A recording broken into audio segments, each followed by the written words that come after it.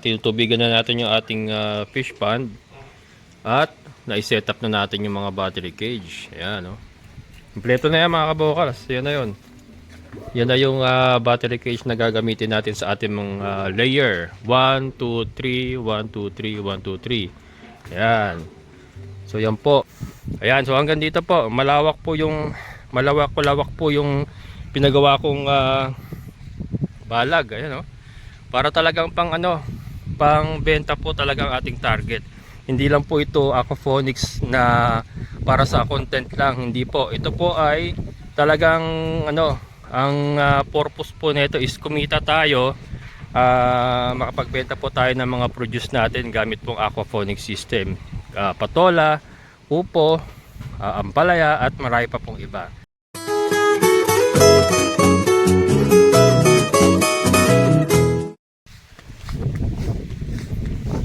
Good morning mga kabokals.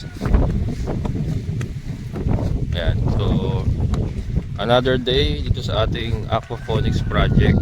So sa balag na sila mga kabokals, magbabalag na. So ang gagawin namin dito mga kabokals, magbabalag kami. Hanggang saan ang poste natin kuya? Hanggang dito? Hanggang dito na kami poste paikot mga kabokals. Ibubuka na namin. Magpo-poste ng mga kawayan. May mga kawayan na pwedeng gamitin yan. Tapos pag kinulang, puputol na lang doon sa tanim ni Kuya Greg. So mag-a-advance tayo hanggang dito. Ayan yung ating aquaponic system. Mag-a-advance siguro hanggang dito. Tapos paikot dito. Ayan. Alam, sabihin ko, ingatan nyo. Kuya, dito iwasan nyo yung pinto, kuya. O baka hindi mabuksan yung pinto, iwasan nyo na lang. Ayan. Siguro aabutin yung poste rito. Ipaaliliis na lang sa pintuan. Ayan mga kabukas. So ibubuka na talaga, makita nyo mamaya. Makita nyo yung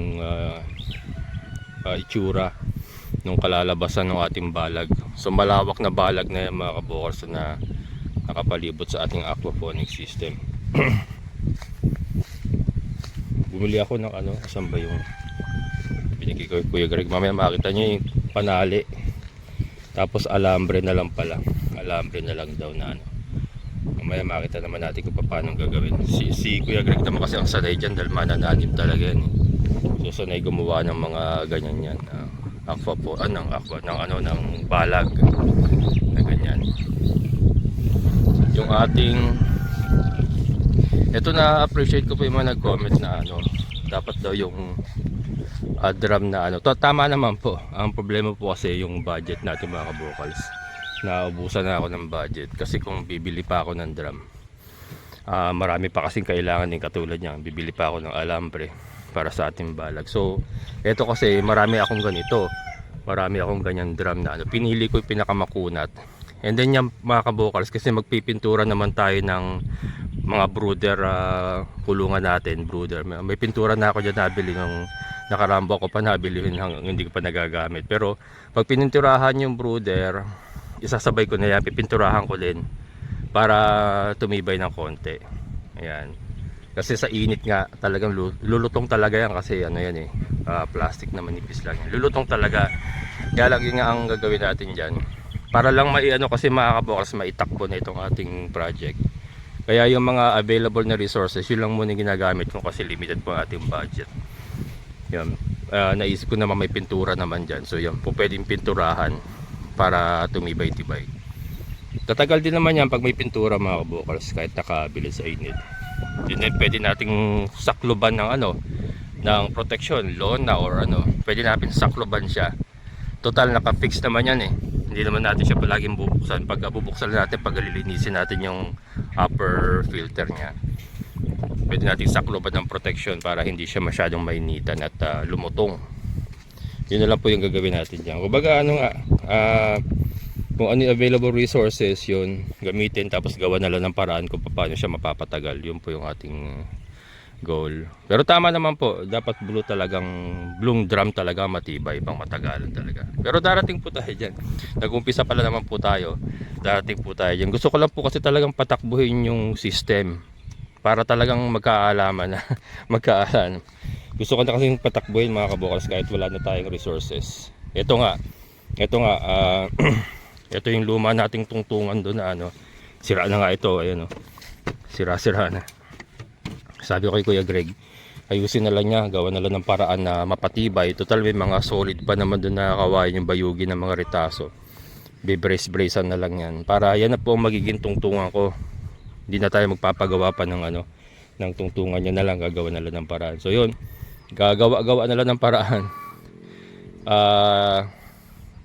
Ito pag naibalag na to, bibili pa ako ng pambutas pala eh. Yung pambutas dito, yung pambala sa barena. Bibili pa tayo nun para mas madali yung butasan. Ayan, mamaya balikan natin mga kabukals. Bibili lang ako ng alambre saka yung pambutas ng ano, yung pambala sa barena yan. Na ano, pambutas natin ng PVC. So yan, magbabaon muna sila ng poste. Kailangan ko na bumili ng alambre kasi alambrehan nila yan. Ayan. Lapit na mga kabukals, konting kembot na lang. Maipipilit din natin yan. Maipipilit din. Ayan. Nagpapatubig na tayo mga kabukals. Ayan. So, hindi naman siya nagbabawas. Kasi ito, 3 araw na pong may tubig ito. Hindi ko lang pumapuno ng ganong kabilis kasi yung ating poso ngayon napakalakas. Nauubusan kasi at kailangan ipagpahinga. So, nag-setup na rin ako, nililinisan ko yung mga battery cages, ayan. Yung mga battery cage natin. Sineset-up ko na. Ibig sabihin, inaano ko na, pinifix ko na, tinatalian ko na ng alambre. Ayun nga oh. And ito mga kabukals, hindi ko yata naipakita ito last time. Naglagay po tayo ng parang kisame, ayan oh. Naglagay po tayo ng parang kisame doon kasi ayun, kung nakita nyo yung pinakataas na battery cage, halos dikit siya sa yero. Kaya lang, mayroon naman tayong nilagay na kisame para hindi naman masyado mainitan yung ating mga manok. And tinetesting ko naman mga kabukals, okay naman, nadideflate naman niya yung init. Ayan o. So yan po yung pinakataas na battery cage, tatlo yan, tatlo po yan, ito tatlo, yan. So yung po yung ginagawa natin ngayon. Sila Kuya Greg nanguha ng kawayan kasi kinapos yung kawayan natin pang tulos ng mga balag. So nagpakuha ako, bali 50 pesos ang isa doon sa lote niya. Nagputol sila ngayon. So yan mga kabukals, habang nagpupuno tayo, sineset up ko naman itong ating mga battery cages.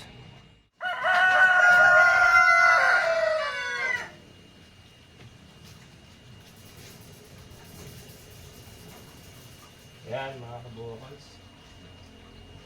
Tatali ako ng alambre.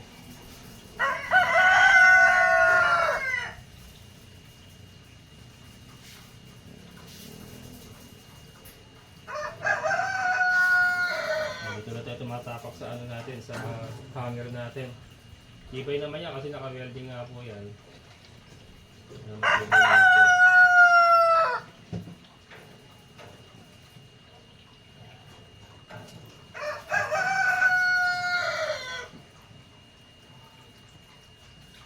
Para mailagay ko na lahat kasi halos ready na yung ating aquaponics system sa labas. Balag na lang ang kulang para ma-set up na natin lahat. Motor na lang pala kulang mga kabukals. Solar water pump nga kasi kailangan natin eh.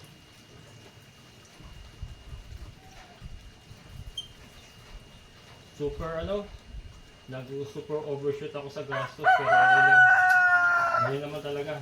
Ito naman mga kabukals, pang matagalan naman ito. Pang matagalan na natin magagamit ito. Tuloy-tuloy na.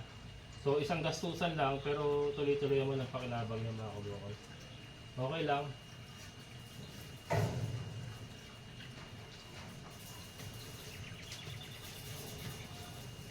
Yan.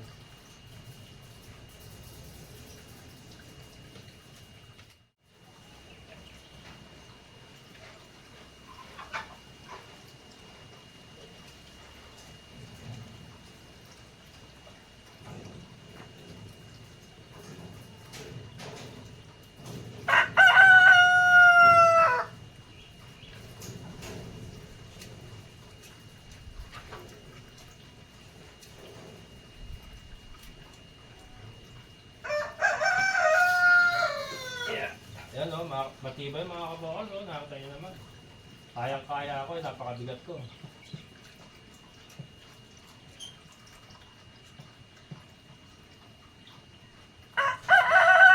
Sabi kasi itong alambre, para hindi magkalasan, baka kumalas, bumagsak.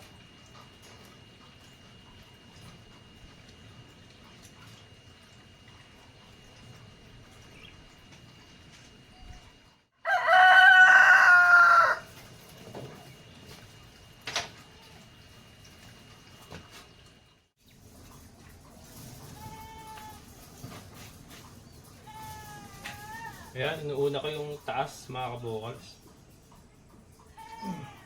Taas muna lahat. Dali-dali sa baba eh.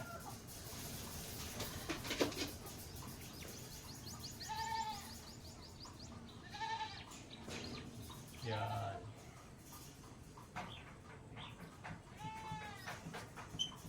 Yung binili nating plywood, yung marine lang mga kabokals, yung ordinary. Yung pinolik kasi, mainit din pala yun.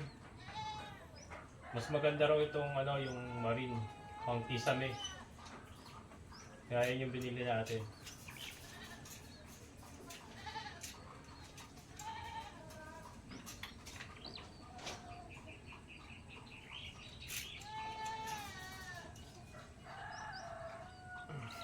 Yan.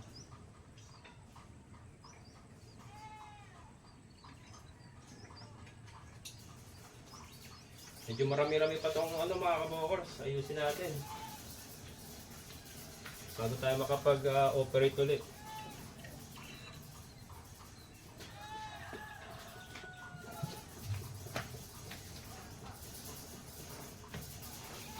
Pero ito pagka ito nakapag-umpisa na mga kabokals, talagang ginawa na. Kasi hindi na ako maglilinis ng pupo nila. Dati-dati kasi nagpapala ako twice a week. Ubos yung oras ko dun mga kabokals sa pagpapala pala nung pupo ng mga manok natin. Ubos na kagad ang oras. Ito nga pala mga kabokals, itong ginawa natin na to, kung kayo pa nakasubaybay sa akin, ang main reason naman po kung bakit natin ginawa itong ganitong sistema is para sa mga layers natin, sa mga manok natin. Kasi nga, gusto natin mas mapadali yung pag-dispose natin ng mga pupo nila. At the same time, makontrol natin yung yung langaw saka yung amoy ng pupo ng mga manok natin. Yun naman po yung main reason kung bakit ginawa natin ito. Hindi naman po dahil sa isda. Yung isda parang secondary bonus, parang bonus talaga mga kabokals, kasi ang talagang magiging main crop natin dito or yung pagkakakitaan natin dito is ito nga pong mga layers natin at saka yung ginagawa natin sa labas na balag para sa ating patola, para sa gulay natin na papatubuin gamit po ang aquaponics system. And then pambenta po yung mga ma-harvest nating gulay. Yan. Abang lang po kayo mga kabokals. Malapit na po matapos yung ating balag sa labas. And then ito, pagka na-set up po na ito, natubigan na natin, nakabili na tayo ng motor. Ayan, pwede na tayong pwede na natin ibalik yung ating mga layers dito. And then, pwede na tayong patakbo ng aquaponics. Yung isda, huli po yan mga kabokals, huli pong papasok yung isda. Mauna po nating i-operate yung mga layers, babalik dito yung mga layers, at saka yung ating aquaponics. Huli po yung isda mga kabokals. So nakita nyo, hindi naman po ang isda ang main talaga. Talagang yung aquaponics ang ating ang ating talagang pagkakakitaan dito at saka yung ating mga layers.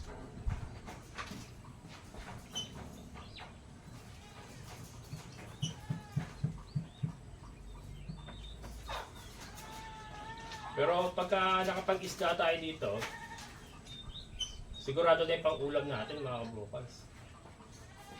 Sa And then yun nga, huli na po yung isda. Medyo matatagal po yung isda kasi hintayin pa natin makondisyon yung tubig. Hintayin pa natin mag-develop yung mga algae, yung mga lumot. Saka yung mga iba pong mga microorganisms sa tubig bago natin ipasok yung isda. Ganun po mangyayari niya mga kabukals. Hindi po karaka-raka. Manok, tapos isda kaagad. Hindi. Manok muna, tatakbo yung aquaponics. Tapos siguro mga ilang buwan, pagka nakita natin maganda na yung lumot sa tubig, yung lumot saka yung mga pwede pa nilang kainin na mga algae, ayan, makapaglalagay na tayo ng isda. Unti-unti lang.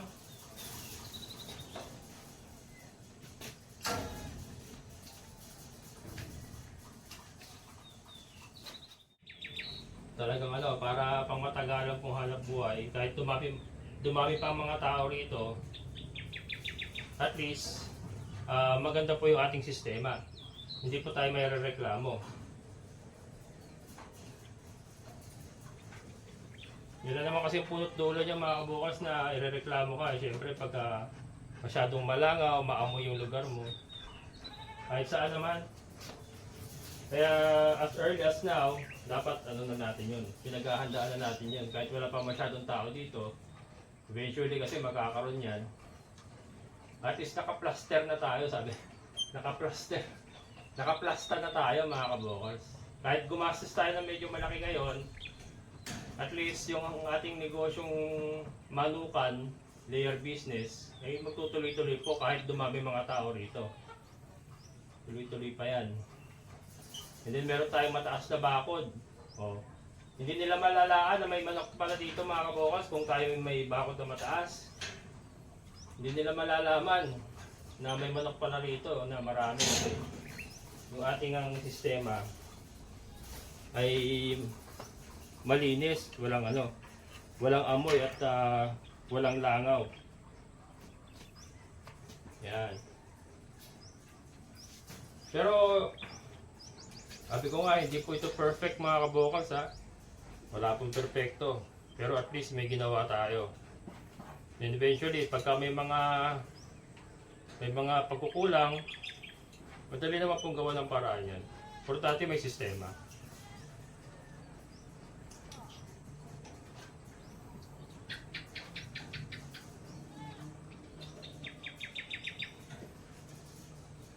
May silipin natin yung ano, yung nagawa nila. Naghukay sila eh para sa mga mga poste ng balag.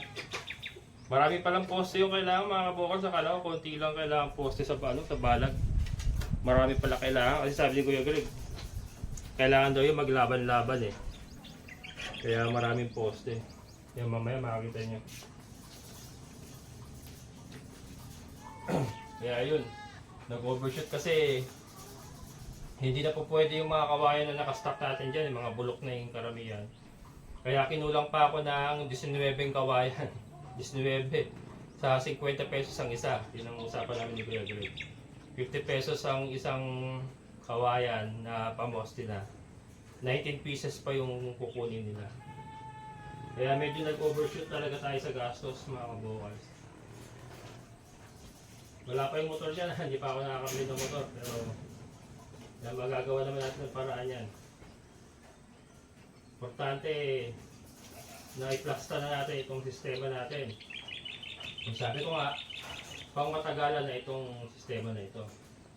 And then sa nag-aalala about to sa kabila na nagtayo tayo ng aquaponics, una-una nga nagpaalam naman ako kay Sir Jun, yung may-ari ng lote. And yung structure naman na ginawa natin doon, removable naman yung mga kabukals, pwedeng ilipat. Hindi naman siya permanente talaga. And syempre si Sir Jun naman, hindi naman yan oo kung may plano siyang gamitin kagad yung lote. Syempre, mapapakinabangan pa rin natin yan kahit paano.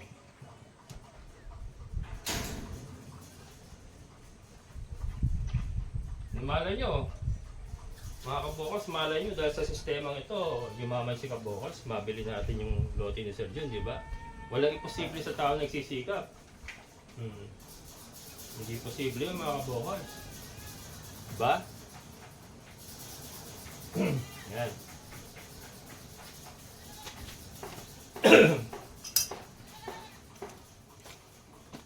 Kaya mga kabokals, ito po yung kawain na binili natin kay Kuya Greg. Mga pamoste natin sa ating balag.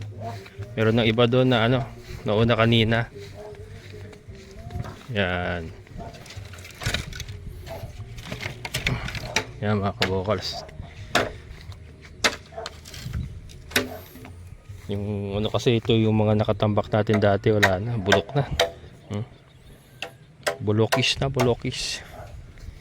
Kaya yan yung ano. Yun. Yan yung mga poste ng balag. Pero yan ang sentro mga kabokals. Yan pa rin ang sentro. Dami kasi pala yan. Ano? Hindi pala basta-basta rin yung paggawa ng balag talaga mga kabokals. Maraming poste para suporta. Kasi nga pagka mahangin din kasi, halimbawa bagyo, malakas ang hangin. Pagka konti pala ang poste, maaring bumagsak yung buong balag. So sayang lang po yung pananim natin kung mangyayari yun. Kaya ito, ang dami nga pong ano, ang dami pong popostihan. Hanggang dito po kasi tayo mga kabokals ano? Ayan yung ating aquaponics. So talagang nag-ano na tayo mga kabokals, nag-invest na tayo sa balag. Kasi nga ito yung parang ano na to gagawin na nating pambenta nga yung ating mapuproduce na mga patola or kung ano po may tatanim natin yan. Pero initially ang uumpisa natin is patola. Then pwede rin tayong sumubok ng mga ibang pananim, let's say ampalaya, upo, iba pa.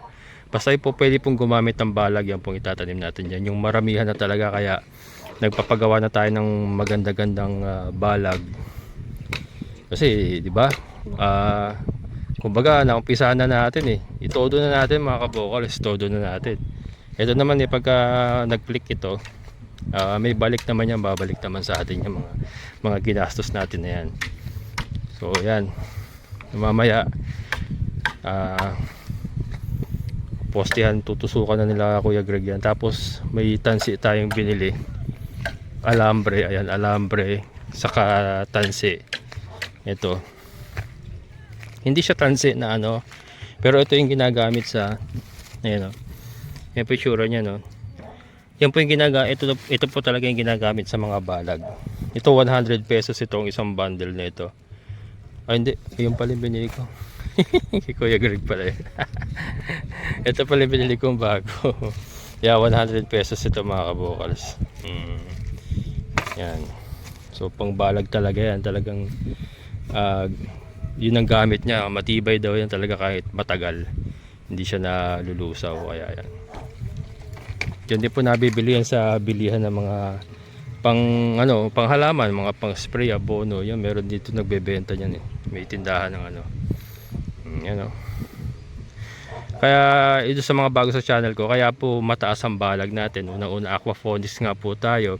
And then may mga kambing po kasi tayo. Itong area na to para talaga sa kanila ito, galaan nila.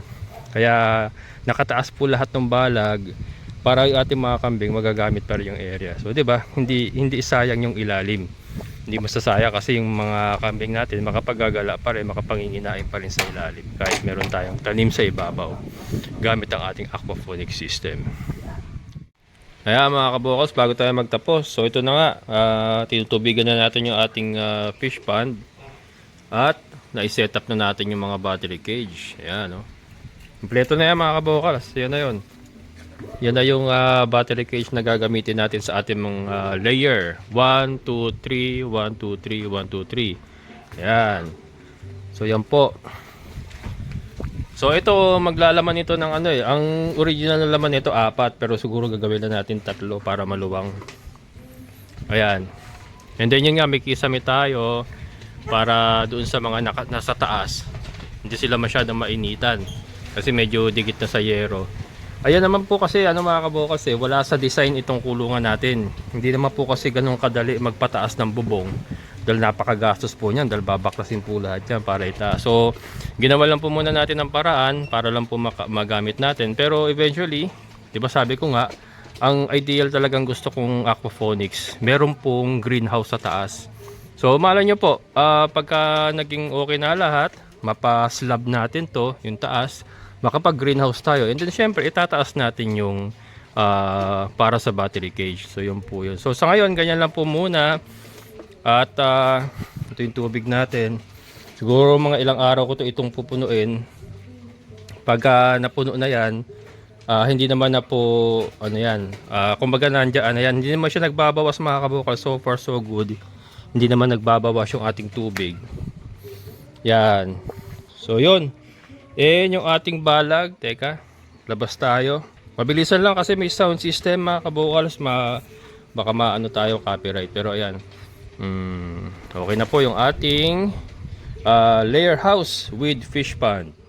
Ayan mga kabokals, mabilisang update lang para lang po maipakita ko sa inyo. Ayan na po, punong-puno ng kawayan. Yan po yung poste ng ating balag. Ayan o, hangin o mga kabokals. So naririnig nyo ba yan?